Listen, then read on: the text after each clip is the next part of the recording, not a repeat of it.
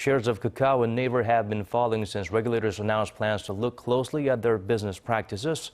Suk-hyen provides a deeper analysis of the recent sell-off and the share price outlook for the two tech giants. Shares of South Korean platform giants Kakao and Naver have been down session after session. In the past 6 trading days, Kakao stock has fallen 20.5%, while Naver stock is off by 9.9%. In terms of market cap, the two have lost a total of about $20 billion in the last week on selling by foreign investors and institutions. The sell-off came after the country announced plans to more tightly regulate the sale of financial products online. Last Tuesday, the country's financial regulators made it clear that fintech platforms like Kakao Pay and Naver Financial recommending financial products goes against the Financial Consumer Protection Act, which took effect in March.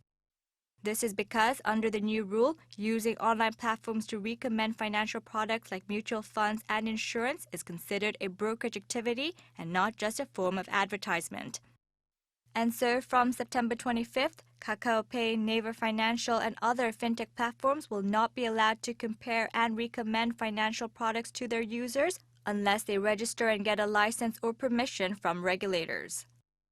Several lawmakers have also promised to take action against the online platform giants due to their growing market dominance and rapid business expansion. Policymakers have accused them of abusing their dominant position in the market, hurting consumers and their contractors. Several bills aimed at stopping such practices are awaiting review at the National Assembly, which, if passed, will lead to even stricter regulations on big tech. Despite the growing pressure on the companies, shares of Korea's top 2 platform operators are expected to recover over time. Since Kakao has taken a step back following its Tuesday announcement to support small businesses, its shares will enter a calm phase.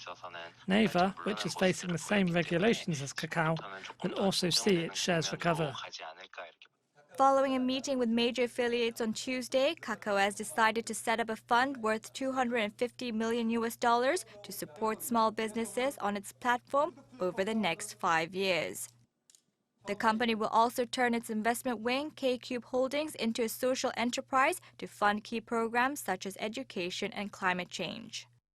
The announcement of this so-called coexistence plan is seen as a move by Kakao to appease regulators, regain investor confidence, and thereby prevent a further decline in its share price.